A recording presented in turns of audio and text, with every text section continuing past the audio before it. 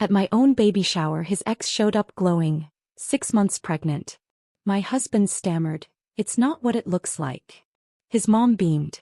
I stood, excused myself politely, then sent the group chat a link. DNA results. Her baby wasn't his. I left to applause. He left to silence. The text came at exactly 2:17 a.m. I wasn't sleeping, 5 months pregnant and uncomfortable. I'd been watching the ceiling fans spin lazy circles above our bed. The blue glow of Max's phone illuminated his face in profile as he read something, his expression shifting from sleep to alertness in an instant. He glanced over, saw my open eyes and whispered, "Just work. Go back to sleep," before slipping out of bed and padding down the hall, closing the bathroom door behind him. It wasn't work. It hadn't been just work for weeks now. And as I lay there listening to the murmur of his voice through the door, my hand resting on the small swell of our baby, I knew our carefully constructed life was beginning to unravel. I never expected to marry into the Harrison family. People like me, who grew up in trailer parks with mothers working double shifts, didn't typically end up with men whose families had buildings named after them at the local hospital. Before Max, my greatest accomplishment had been saving enough tips from Maple Street Cafe to put a down payment on a used Honda that didn't break down every other Tuesday. The cafe sat at the intersection of two worlds, the struggling side of town where I lived and the business district where people like Max worked. I'd been serving coffee there for 3 years after dropping out of community college when Mom's MS diagnosis meant someone needed to help with bills. My fingernails were perpetually stained with espresso, my jeans always smelled faintly of coffee grounds, and my dreams had shrunk to fit the size of my reality. Then Max Harrison walked in on a rainy Tuesday, his Italian leather shoes squeaking against the linoleum floor. "Medium Americano, room for cream," he'd said without looking up from his phone. I'd served 1,000 men in expensive suits just like him, all of them looking through me rather than at me. "Name?" I'd asked, marker poised over the cup. He'd looked up then and something shifted. His eyes, a clear, startling blue, actually focused on my face. "Max," he'd said, and then unexpectedly, "Yours?" "Autumn," I'd replied, surprised enough to answer honestly instead of with my customer service smile. "Like the season," he'd nodded. "It suits you." He came back the next day and the day after that. Soon he was arriving at the same time, 8:15 a.m., always ordering the same drink, but the conversations grew longer. He asked about my sketches I doodled between customers, remembered things I'd mentioned days earlier, and tipped generously without making me feel like a charity case. When he finally asked me out after 6 weeks, my coworker Jen pulled me aside. "Autumn, honey, guys like that don't marry girls like us," she warned, eyes serious beneath her purple-streaked bangs. "They have fun with us, they might even think they love us, but when push comes to shove, they marry debutantes named Madison who know which fork to use." I went anyway. Our first date was dinner at a restaurant where I couldn't pronounce half the menu. Our second was a surprise picnic at the lake where he'd grown up sailing. By the 3rd month I was falling hard for a man whose world operated on rules I didn't understand. "You're different," he told me one night, tucked into the corner of his ridiculous leather sofa that cost more than my car. "You see things, really see them. Everyone else just sees what things are worth." The proposal came just 8 months later. A simple question asked on the pier where we'd had our first kiss. No flashy diamond commercial moment, just quiet certainty under a sky scattered with stars. I said yes before he even finished asking. Meeting his family was like walking into a museum where I couldn't afford to break anything. Their Tudor-style home in Westbrook Estates had more bathrooms than the apartment building I'd grown up in had units. Claire Harrison, Max's mother, greeted me with a smile that never quite reached her eyes and a handshake that lasted precisely 2 seconds. "Autumn. What an earthy name," she'd said, pronouncing it like it was a questionable menu item. "Max tells me you work in customer service?" That first dinner set the pattern. Claire would serve courses I couldn't identify, ask questions about topics I knew nothing about, and reminisce about family vacations to places I'd only seen in magazines. Each time I used the wrong fork or mentioned my mother's double shifts at the nursing home, her eyebrows would lift slightly, not enough to be overtly rude, just enough to mark the misstep. "We just want you to feel comfortable in our world, dear," she'd say in a tone that made it clear I never truly would. The wedding was small by Harrison standards. Only 150 guests instead of the 300 Claire had initially proposed. She'd taken over planning with surgical precision, gently steering me away from choices she deemed charming but perhaps not quite right for a Harrison bride. My mother sat awkwardly among people who spent more on weekend getaways than she made in a year, her good dress looking suddenly shabby under the crystal chandeliers. Life as Mrs. Harrison came with unexpected rules. There were charity boards I was expected to join, tennis lessons I was expected to take, and dinner parties where I was expected to discuss topics I scrambled to research in advance. Max defended me when he noticed Claire's corrections, but he didn't notice them all. When I discovered I was pregnant just after our first anniversary, I thought it might finally bridge the gap. Claire's face actually softened when I told her she'd be a grandmother. For the first time she hugged me without that slight hesitation. "A baby changes everything," she'd whispered, and I foolishly believed she meant it in a good way. The changes came, but not as I expected. Max started coming home later, his kisses tasting like mouthwash meant to hide something else. His phone would ping at odd hours and he'd take calls in the bathroom with the shower running. Work trips multiplied on his calendar, always last minute, always urgent. "Investment banking doesn't sleep, Autumn," he'd say, not quite meeting my eyes. "You wouldn't understand." I understood more than he thought. I understood the way he'd become jumpy when I walked into a room, how he'd changed his phone password for the first time since we'd met. I understood something was wrong, but I kept hoping I was just being paranoid, pregnancy hormones making me crazy. But that night, watching him whisper into his phone at 2:17 a.m., I realized some facades can only hold for so long before the truth comes crashing through. The next morning, I pretended not to notice the dark circles under Max's eyes or how he avoided my gaze over breakfast. I stirred my decaf coffee, another sacrifice for the baby, and wondered how many more mornings we would sit like this, playing house while something crumbled beneath us. "I've got that doctor's appointment today," I reminded him, watching his face carefully. "The anatomy scan? We might find out if it's a boy or girl." "Right?" he nodded, fingers tapping nervously on his phone. "About that, Henderson moved up the Westlake presentation. I don't think I can make it." 6 months ago, Max had blocked an entire day for our first ultrasound. Now he couldn't spare an hour for the scan that would show our baby's face. I swallowed the lump in my throat and forced a smile. "It's fine. I'll ask my mom to come." "You're the best," he said, kissing my forehead with absent affection before grabbing his keys. The door closed behind him with a soft click that sounded oddly final. The hospital waiting room was crowded with other pregnant women, most accompanied by partners whose hands rested proudly on knees or shoulders. My mother sat beside me, flipping through a parenting magazine with genuine interest, while I scrolled mindlessly through my phone. "Autumn? Autumn Miller, is that you?" I looked up to see Rachel Green standing in front of me, her familiar freckled face breaking into a wide smile. We'd gone to high school together before drifting apart when she left for college and I stayed behind. "It's Harrison now," I corrected automatically, then hated myself for it. "Rachel, what are you doing here?" "Visiting my sister, she just had twins," Rachel explained, then glanced at my belly. "Look at you. When are you due?" "August 17th. I smiled, genuinely happy to see a familiar face from my old life. We chatted for a few minutes, catching up on mutual friends and memories until Rachel's expression shifted to something more hesitant. "Small world, huh? I ran into Lillian Carter last month at my OB's office. Remember her? She dated your husband back in college."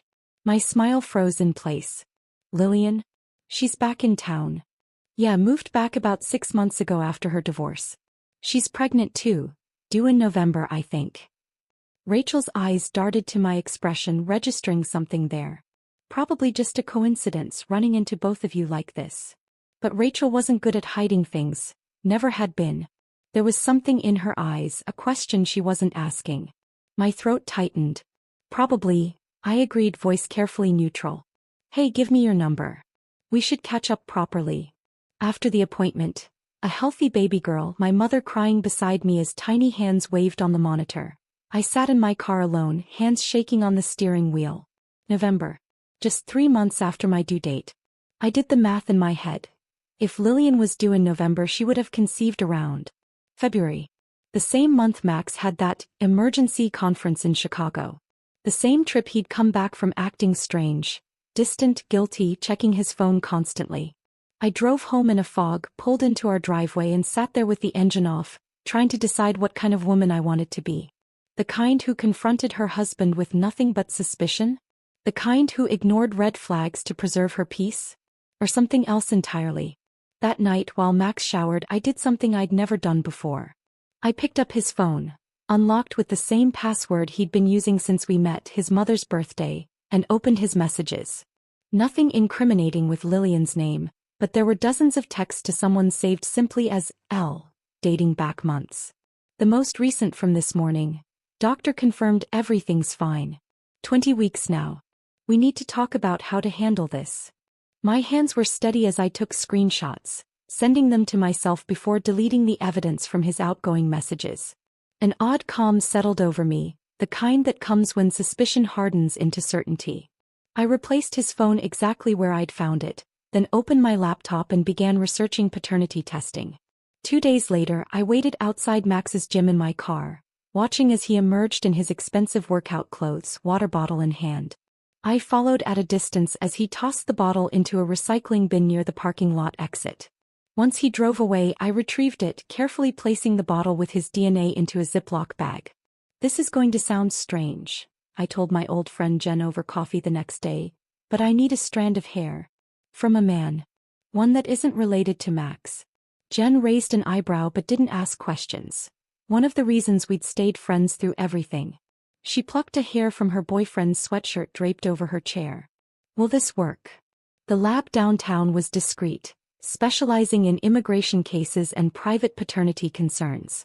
I paid cash. Money I'd been saving from the household allowance. Claire insisted I should have despite not needing to work anymore. The technician explained they would run the test twice.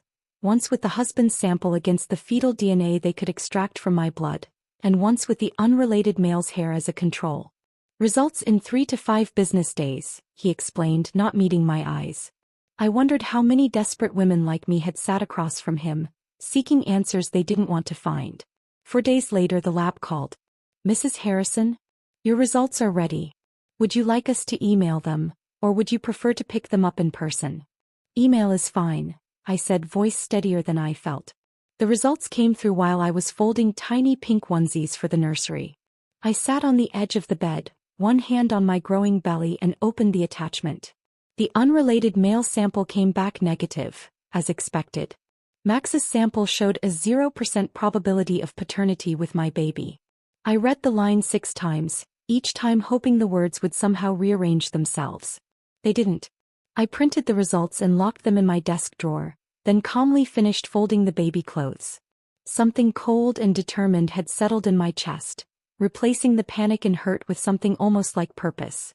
My baby shower was in 3 days. The elaborate affair Claire had been planning for months at the country club, inviting everyone who mattered in their social circle. I could confront Max now, tonight when he came home, with questions and accusations and tears. I could demand explanations about Lillian, about the baby she carried that apparently wasn't his either, about the lies that had been piling up between us like dead leaves. Part of me wanted to scream until my voice gave out, to break things, to make him feel even a fraction of the pain tearing through me. Instead I decided to wait. 3 days wasn't long in the grand scheme of betrayal. And there was a certain poetry to letting the truth unfold in front of everyone Max and Claire had ever tried to impress. I touched my stomach gently, feeling my daughter kick against my palm. It's just you and me now, baby girl, I whispered. And we're going to show them exactly what we're made of. The morning of my baby shower dawned bright and clear, sunlight streaming through our bedroom windows with cruel cheerfulness. I'd barely slept, the weight of what I knew, and what I planned to do, pressing against my chest like a stone. For 3 days I'd moved through our home like a ghost, speaking when spoken to, smiling when appropriate, all while carrying the printed lab results in my purse like a loaded gun. Max had noticed something was off but attributed it to pregnancy hormones. You feeling okay? He'd asked that morning, his hand hovering near my shoulder without quite touching it. Just nervous about today, I replied honestly. So many people.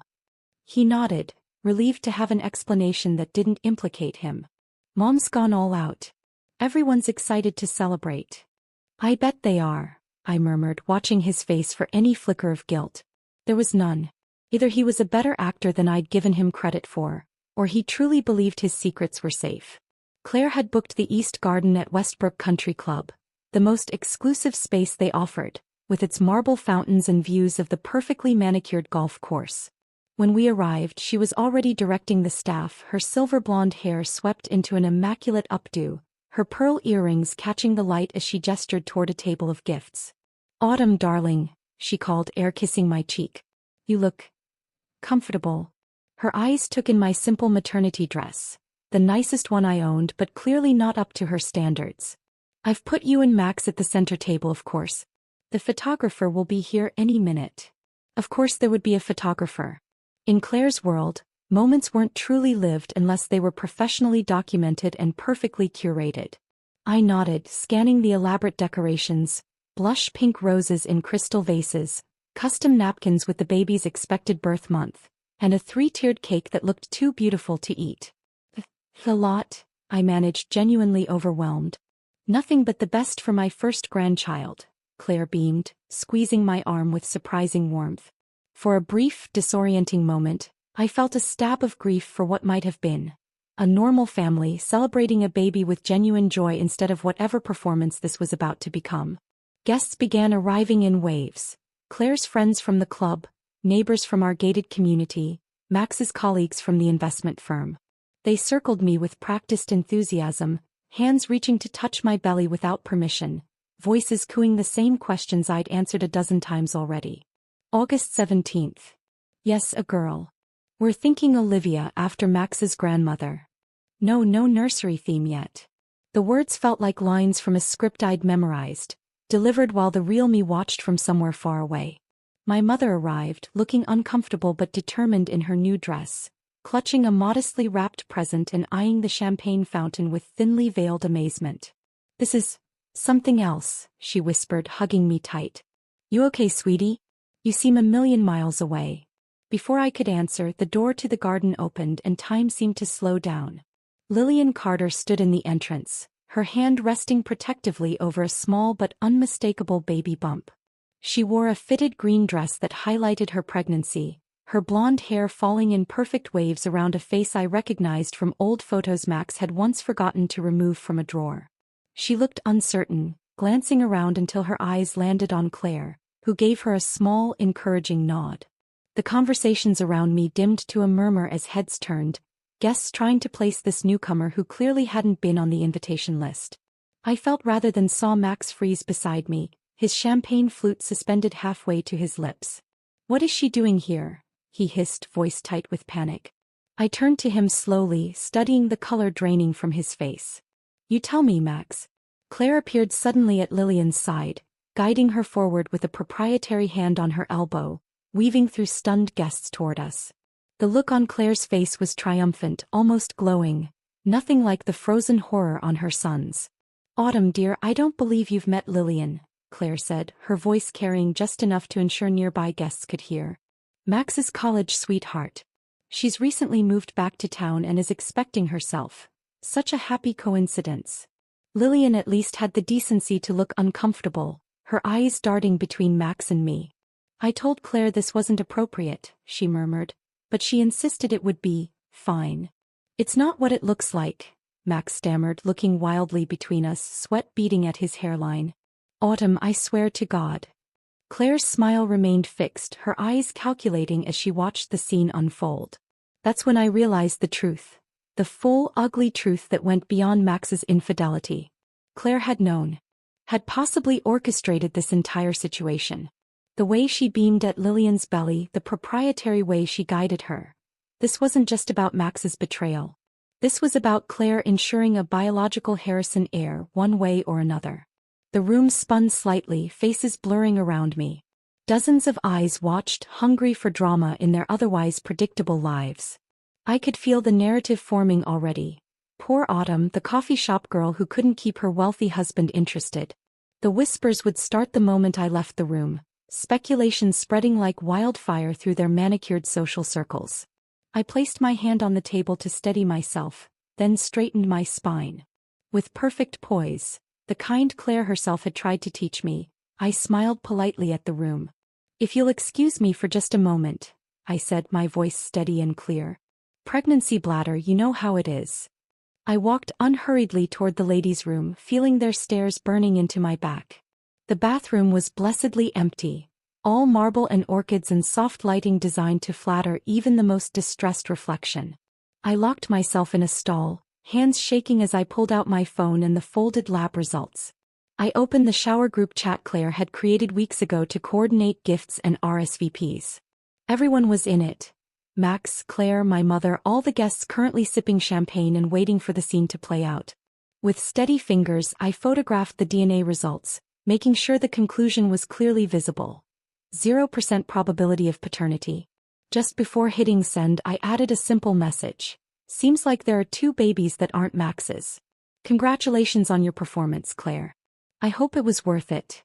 I pressed send, waited for the confirmation that the message had delivered, then took a deep breath and unlocked the stall door. In the mirror, I studied my reflection. Cheeks flushed, eyes bright with unshed tears, but spine straight and shoulders back. Your daughter is watching, I whispered to myself, hand on my belly.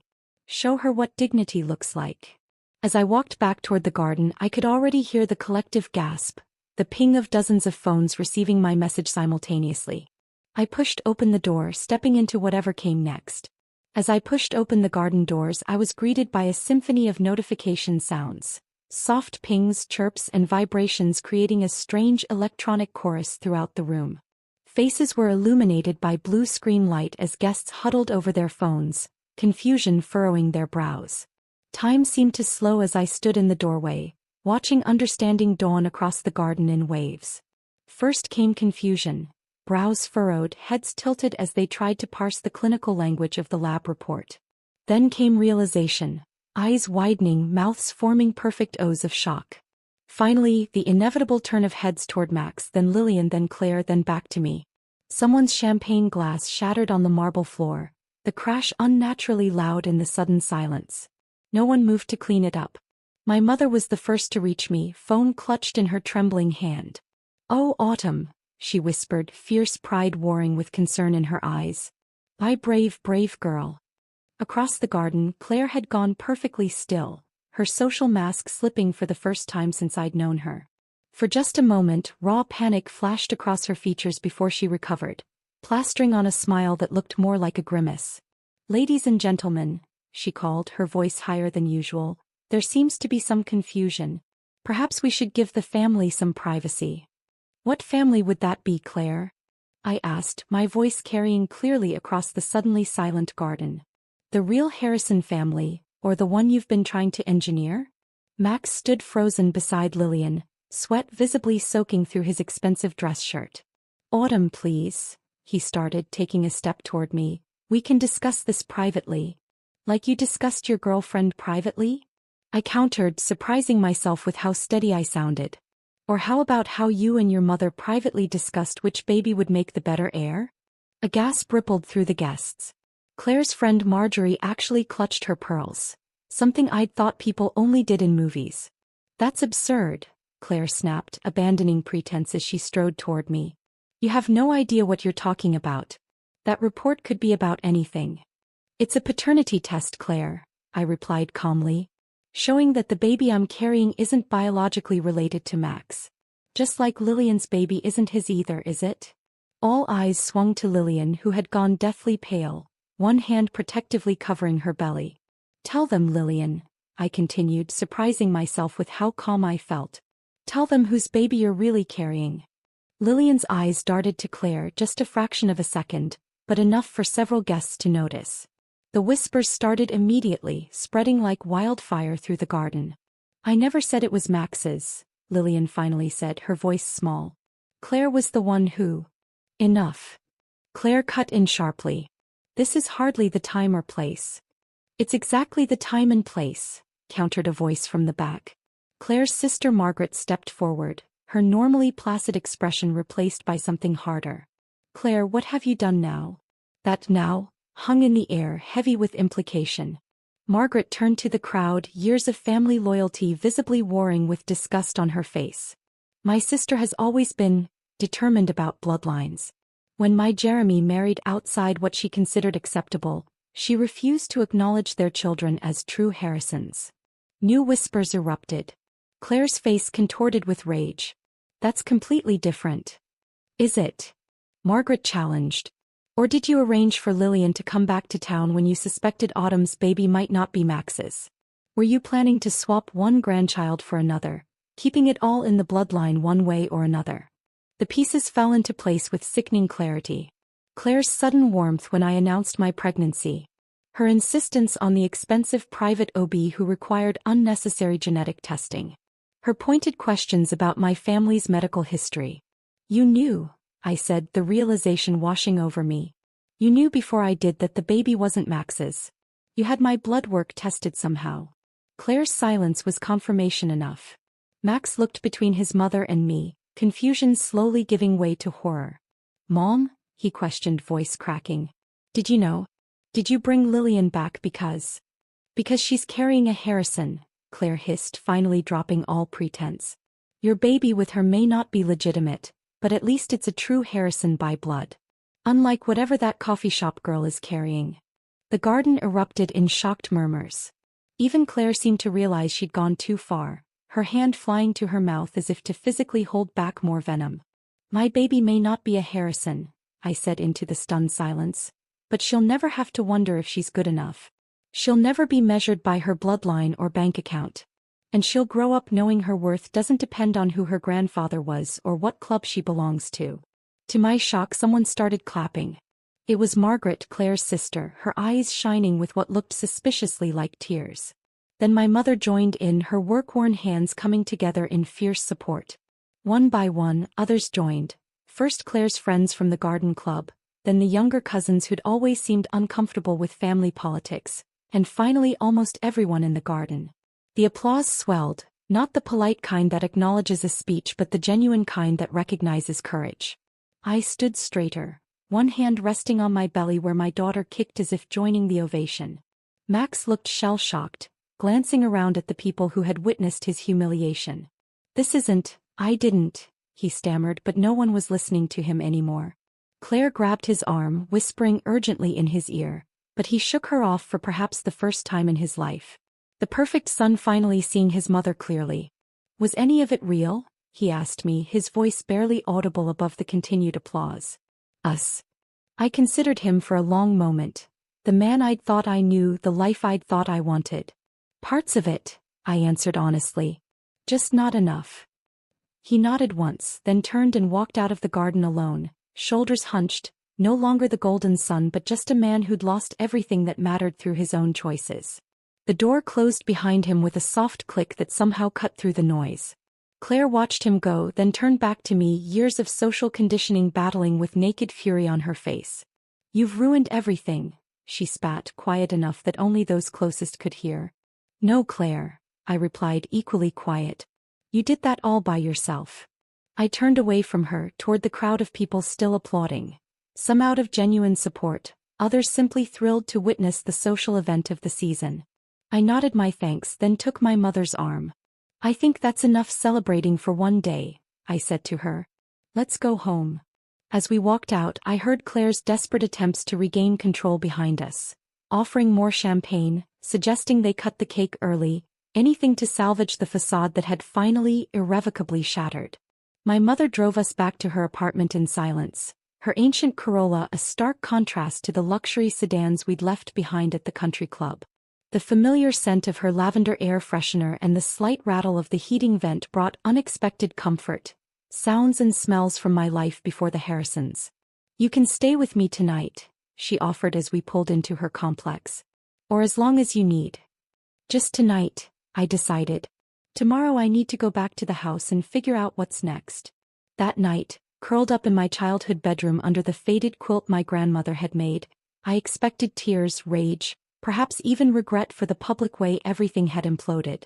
Instead, I felt oddly peaceful, as if I'd set down a heavy suitcase I'd been carrying for miles. For the first time in months, maybe years, I didn't need to pretend to be someone I wasn't. My phone buzzed with messages, some from fellow guests expressing sympathy, others gloating over the drama, a terse text from Max asking where I'd gone. I silenced it and placed it face down on the nightstand. Whatever came next could wait until morning. I woke to the smell of pancakes and the sound of voices in my mother's kitchen. Padding down the hallway in borrowed pajamas, I found my mother at the stove while Margaret, Claire's sister, sat at the small table nursing a cup of coffee. "Hope you don't mind," my mother said, flipping a pancake with practiced ease. "Margaret came by to check on you and I told her you were still sleeping." Margaret looked up, her resemblance to Claire striking yet somehow softer around the edges. "I wanted to make sure you were all right after yesterday. And to apologize for my family's behavior." "You don't need to apologize for Claire," I said, taking a seat across from her. "Not just Claire." Margaret stirred her coffee slowly. "The Harrisons have been controlling bloodlines and judging outsiders for generations. What Claire did to you was extreme but not," she sighed heavily, "not entirely out of character for our family." Over breakfast, Margaret shared stories I'd never heard.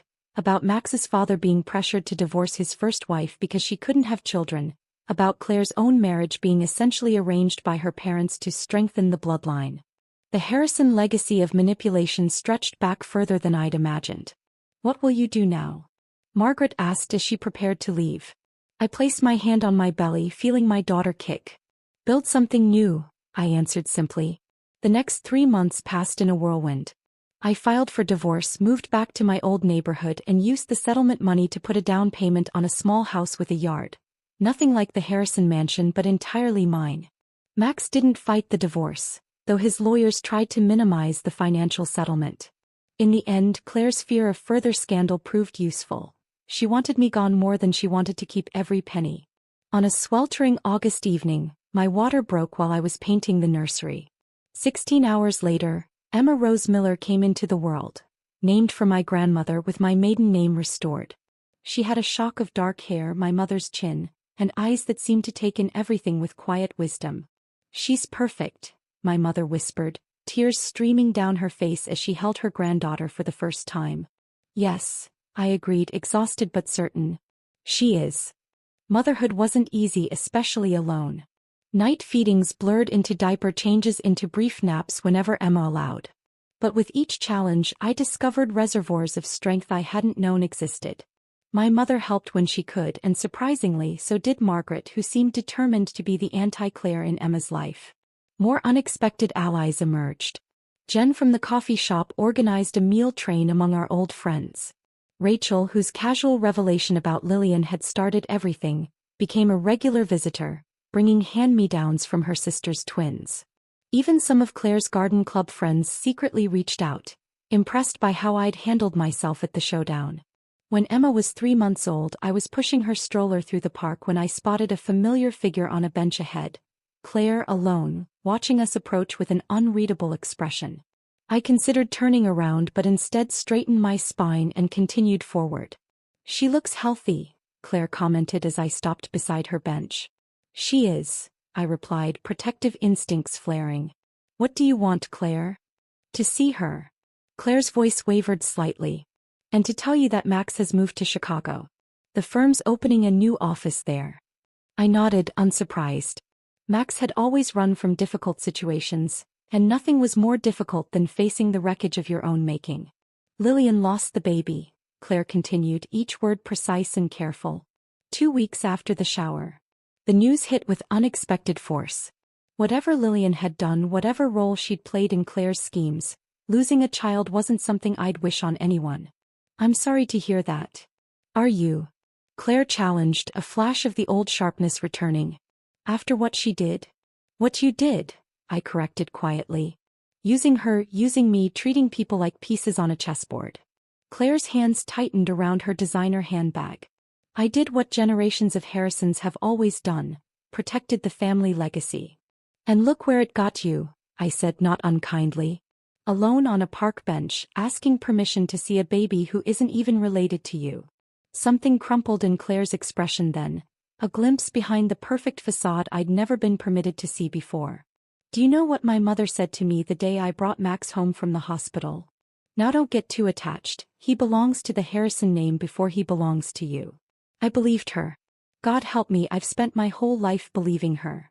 For the first time, I saw Claire not as the villain of my story but as another woman shaped by expectations she hadn't chosen. It didn't excuse what she'd done, but it helped me understand. Emma doesn't belong to any legacy, I told her firmly. She belongs to herself. Lucky girl, Claire whispered, and for a moment, I saw genuine regret in her eyes. She stood, smoothing her immaculate skirt. Goodbye, Autumn. I watched her walk away, straight-backed and dignified as always, but somehow diminished. It was the last time I would see her. 6 months after the baby shower that had changed everything, I stood in the freshly painted space that would soon become Autumn's Brews, a small coffee shop of my own, funded partly by my divorce settlement and partly by a business loan Margaret had helped secure. I'd come full circle back to coffee beans and early mornings, but this time on my own terms. As I arranged chairs and wiped down counters, the bell above the door jingled. My first potential customer, a tall man with kind eyes and paint-splattered jeans. Sorry, we're not open yet, I explained. Grand openings next week. I know, he smiled, holding up a business card. Matt Jenkins, Jenkins Electric. Your neighbor 2 doors down mentioned you needed some help with the lighting. Emma gurgled from her playpen in the corner, drawing his attention. His smile widened as he waved to her. Hey there, little one. That's Emma, I said, watching his natural ease with my daughter. She has your smile, he observed, then looked embarrassed. Sorry, that was presumptuous. No, I corrected him with a small smile of my own. That was exactly right. As he checked the wiring and we discussed lighting options, I felt something I hadn't expected to feel again so soon. A flutter of possibility, the sense of a door opening rather than closing. Not romance necessarily, not yet, but connection. Authenticity. A conversation without calculation or pretense. The perfect facade had shattered, but in its place, something real was beginning to grow.